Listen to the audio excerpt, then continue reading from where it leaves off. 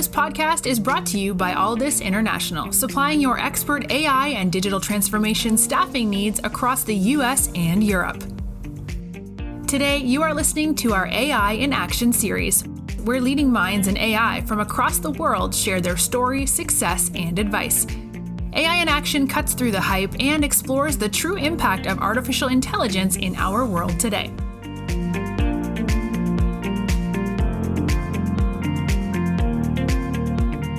You're listening to AI in Action. I'm your host, JP Valentine. Our guest today is Valentino Constantinou. Valentino is the Senior Data Scientist and Team Lead at Terran Orbital. Valentino, welcome to the show. Good to be here. So Valentino, let's start with yourself, please, as we do with all of our guests. Could you give us an overview of your background in technology and what your journey has been like from where you first got started, some of the roles you've held along the way, what's led you to where you are today as Senior Data Scientist and Team Lead at Terran Orbital? You know, as is with anyone's journey, I think mine involves a fair bit of good decision making and some luck and some happenstance, being in the right place at the right time as well.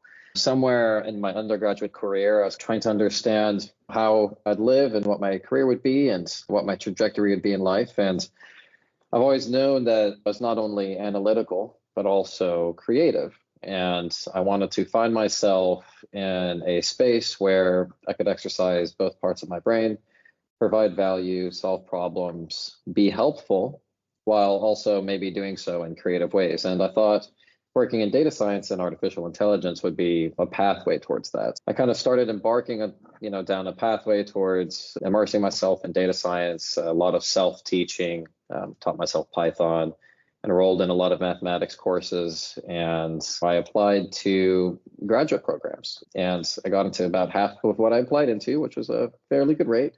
So I had a choice of three programs, and I elected to go to Northwestern University's Master's of Science in Analytics program. So it was a very immersive program, very hands-on. Day one, working with companies. I think throughout the course of the program, I worked with 3 real-world companies as part of internships or practicums or capstones. And we had even real-world data within our program to work with inside our classrooms. But that's how I found myself there. And in terms of how I found myself in the aerospace industry, that was a little bit more luck. It was a bit of good decision-making, but also a bit of luck. And circling back to what I mentioned earlier, I chose to go to Northwestern University because that program in particular was gearing their students more towards industries that were essentially revolutionizing themselves. They weren't necessarily shoehorning all of their graduates into big data fields or big tech and companies that no doubt leverage what we do to great effect. However, there's a bit of a different role, so to say. So it was a good decision there. It was also a bit of chance in that I had always had an interest in space. I never really considered doing data science or artificial intelligence in space. However, when I got to the Northwestern program, there was an alumnus, actually several alumni, who actually had interned at JPL or had worked at JPL being the Jet Propulsion Laboratory. And that's a NASA center that's operated by Caltech. And so it was a bit of a good decision making, putting myself into the right program, a bit of hard work, obviously working hard to get there, but also a bit of luck once I got there. And I mention that because I personally find that not everything in life is my own doing. There is some luck. There is some opportunity seizing when you recognize that it comes up. And so I had an internship at JPL. One thing led to another. They enjoyed my work and they offered me a job. So before I even went back to school for one more quarter at the end of the summer internship, I already had a job in hand, which gave me a lot of confidence and eased a lot of the stresses of finding the right full-time position after. So anyway, fast forward a little bit, started at the Jet Propulsion Laboratory, and I ended up working there for over 6.5 years before I came to Terran Orbital. And I learned quite a bit there. I will say when I was a young fledgling data scientist, I didn't necessarily know exactly what area I wanted to specialize in. I like to say data scientists are all Swiss Army knives. We all have a common set of tools. However, we're all unique and have our own unique kind of specialties. I didn't know what I wanted to find myself in. And so I wanted to go to a team, and I did end up going to a team that offered a lot of different types of work. But over the years at JPL, I've developed a core competency and applying deep learning methodologies, whether it be regressive or classification or computer vision, to new application areas in the aerospace industry, be it remote sensing or manufacturing or different areas. And so during my time at JPL, I developed a core competency there, an interest in using artificial intelligence to actually come up with simplistic solutions to some of these more difficult problems, essentially using the artificial intelligence to replace a lot of the logic-based components in a more traditional program, if you were think a bit more like in the traditional computer science methodologies. So I developed that, and I was doing a lot of deep learning work at JPL, and eventually I ended up here. I got a call from a former JPLer that was working here at the time.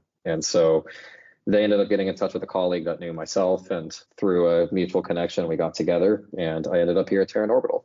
Yeah. Thank you so much for that. Super helpful to understand your journey, and a lot of interesting steps along the way from early out where you started to get some interest on the educational side to obviously landing at JPL, which is a phenomenal place to gain some experience, and how that will now translate into lending itself to what you're doing currently. So leads nicely into my next question. Tell us all about Terran Orbital, who you are, what you do, mission of the business. So Terran Orbital's mission is essentially to commoditize satellite manufacturing. So if you look at the next couple of decades, there's going to be tens of thousands of satellites put into orbit. There are already tens of thousands of satellites put into orbit, thousands of Starlink satellites alone. So the demand is immense. Terran Orbital's mission in all of that is essentially to become a provider of satellite buses to the rest of the industry through vertical integration. So today, we're about 90% vertically integrated. We do mission operations, we do design, we do the manufacturing, we build the PCBs, and in some cases, we also do payload. We don't do every payload, but in some cases, we do payload and propulsion as well. So that's essentially the company's business. Now, how does AI fit into that? A year ago, I got a call, and they said, hey, we're looking to build a data science and AI capability, and we don't have it. Can you come in and talk to us?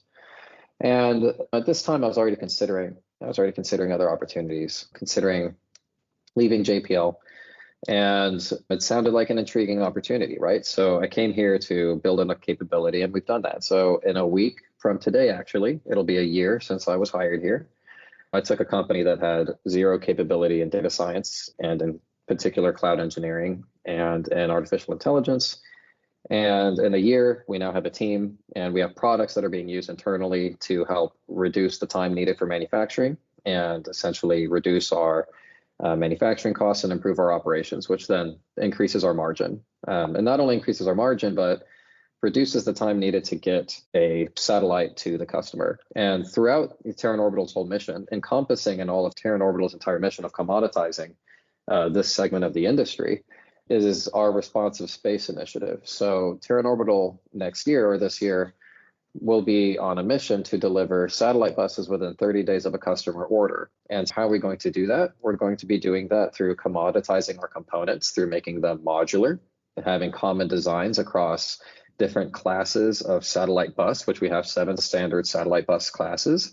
And we're going to do it through automation and artificial intelligence and through process improvement. That's a similar formula that Tesla have used, that SpaceX have used, that some of the other industry, not even just industry leaders, but outside our industry, other automation leaders have used. And this is all to increase the margin, reduce the cost to the customer, and also improve our ability to get it to the customer quickly. Today, you can get a launch vehicle into space pretty quickly. SpaceX has shown that with our turnaround times. However, the satellite industry is not there yet, but we seek to be there. We seek to be that responsive space manufacturer that can give you a satellite, which you can then integrate your payload and get to orbit. So that reality where dreaming of getting a probe to something and putting it in an orbit within a few months, that's fast approaching becoming a reality. You are listening to the Alldus podcast. When you're looking to scale your team, or if you are interested in showcasing your company in a future episode, reach out today. Or if you're in the market for a new role, visit our website to view open positions, www.alldus.com. So it's such a fascinating space, and so I want to jump straight into the work that you and your team do and how data science is at the core of of helping you guys achieve your mission. So can you talk to us about your role in a bit more detail, some of the key responsibilities, and give us more visibility of the organization that you're working with? So the broader data group, what's it like day to day? What are you guys working on? What are some of the interesting use cases for data science and AI at play? Terran Orbital is a late stage startup. We've got a couple hundred of employees. We're publicly traded. However, we're still a startup. The team is small. The team is scrappy. Folks wear many different hats. Today, I could use a data engineer. I could use a couple different roles that we know we want filled, but we're not going to fill for one reason or another for a little while until we meet certain objectives.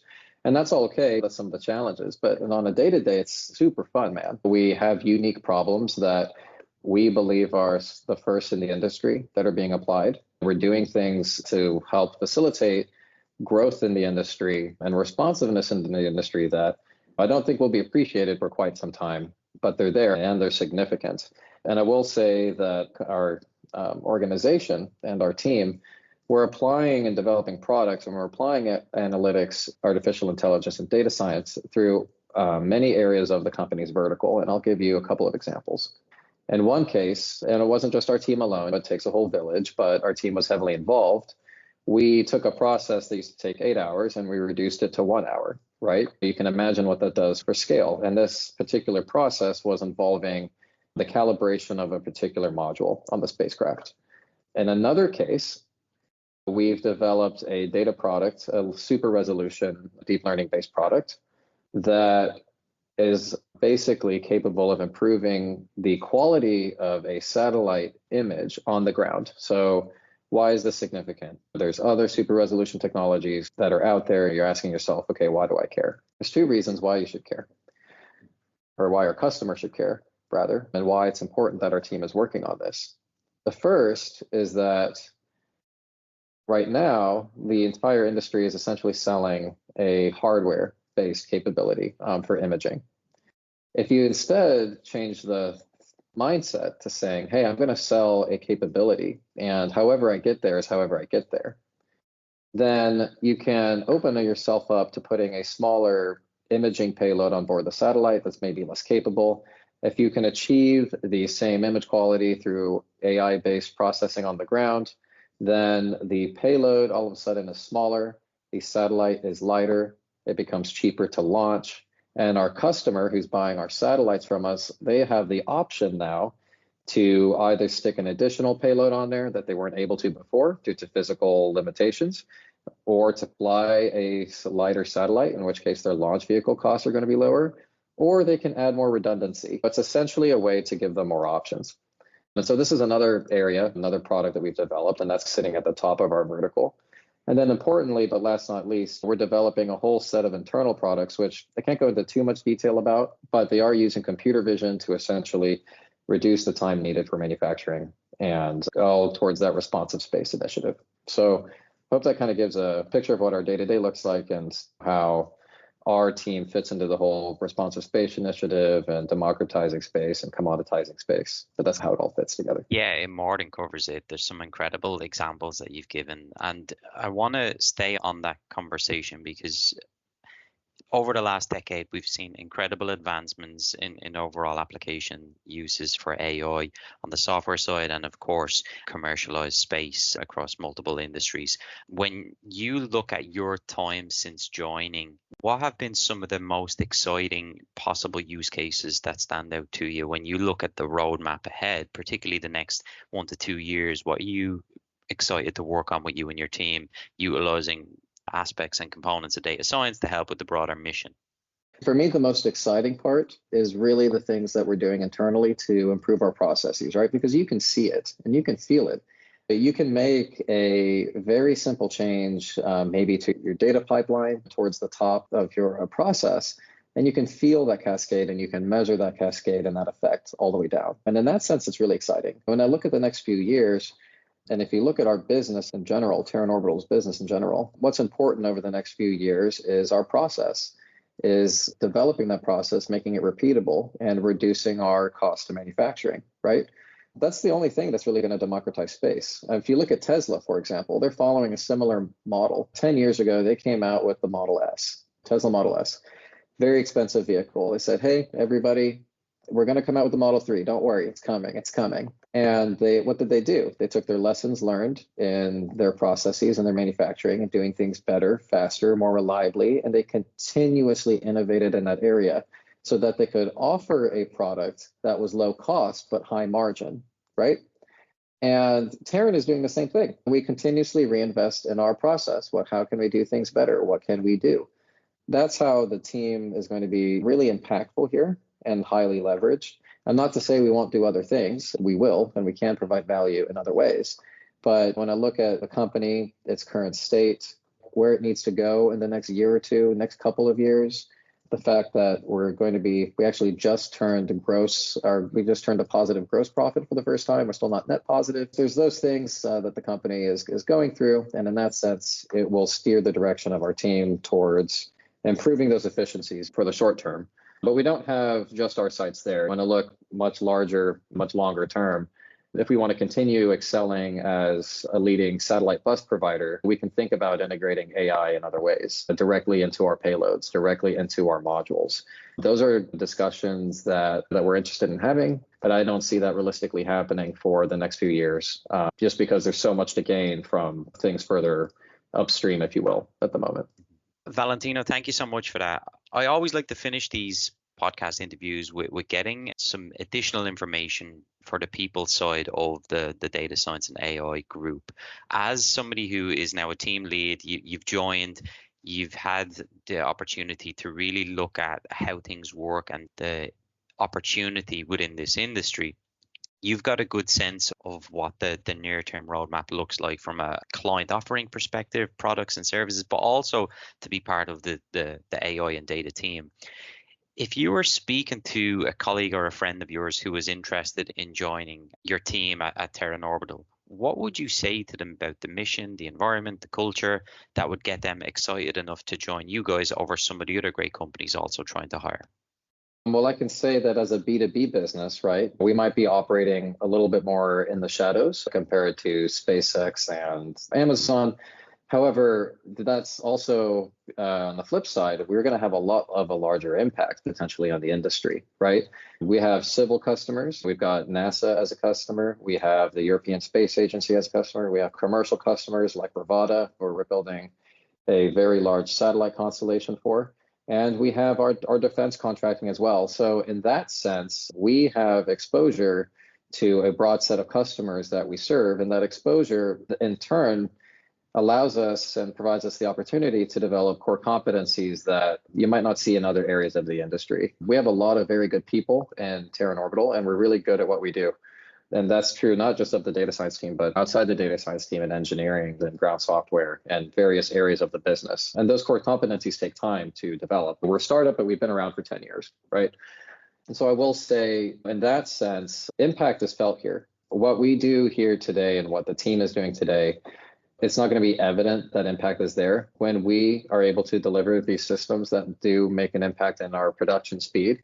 That in turn affects our customers, which in turn affects the entire industry. I have the fortune now of being on the flip side. I was at JPL. JPL designs a lot, but they don't manufacture a lot. They manufacture rovers historically, but probes and things like that, and satellites, they haven't manufactured the buses in a long time, mainly just the payloads. And now I'm sitting on the other side. And I've had colleagues come here and say, wow, it's incredible how quickly you're doing things. We're really excited to work with you because you guys can get us XYZ in this amount of time and to this quality, and we can just put our specialized payload on there and shoot it up. It's going to take years to see that idea realized because that's just how the aerospace industry works. It's getting faster, but it still takes a little bit of time to realize and put contracts in place and get something into orbit. But it's fun to see those effects, right? And as teams like ours continue to operate and innovate in this space, we will see those effects only more and more quickly. And that to me is very exciting. And I think anybody who comes here will see that and feel that as they put in their time here. Valentino, thank you so much for coming on today and talking to us. It's been an absolute pleasure to learn about your own journey. Quite fascinating, and the work that you got exposed to, and obviously Terran Orbital tackling a new and emerging industry, which is a commercialized space aviation.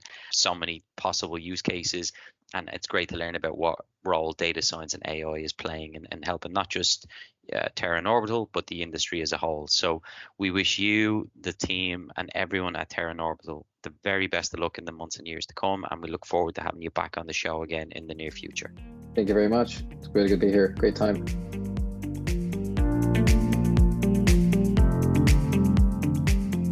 Thanks for listening to this episode of the Alldus podcast. If you enjoyed today's episode, don't forget to subscribe, rate, and review. We are available on Apple Podcasts, Spotify, and any Android podcast of choice. You can also head over to our website, www.alldus.com, to listen to more podcasts, view our open roles, and stay up to date with industry news. Thanks for listening, and stay tuned for more great episodes coming very soon.